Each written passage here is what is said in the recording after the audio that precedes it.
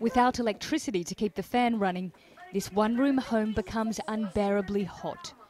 Hanan Ragab says before former President Mohammed Morsi was ousted, the power was always going off.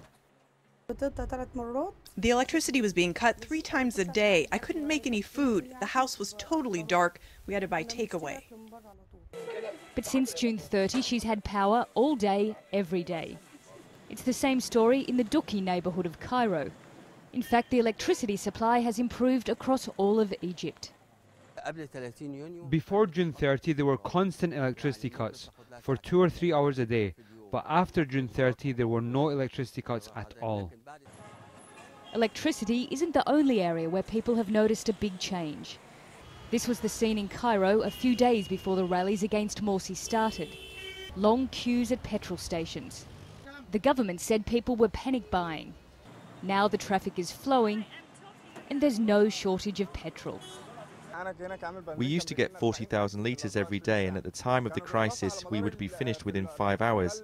Now we get 18,000 litres and it lasts all day. The Muslim Brotherhood says people who backed the coup deliberately caused shortages to encourage people onto the street to demonstrate against Morsi.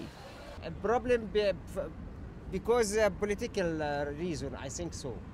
Some hide finger play in our national security. What is this finger? I don't know. In the weeks leading up to June 30, the atmosphere on the streets became increasingly tense. Many people were angry and frustrated by the fuel crisis and the electricity cuts.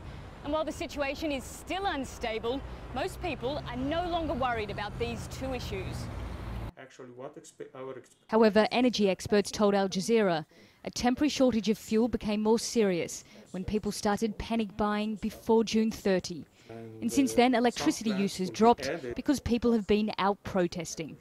Millions of people out in the street, which is basically deducted from people who are staying in home and consuming electricity, which is cause substantial demand.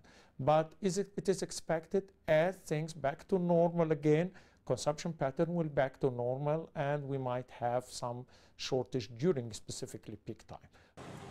Whatever the reason, Egyptians are relieved that petrol tanks are full again, and for now, the electricity supply is stable. Nicole, Johnston, Al Jazeera, Cairo.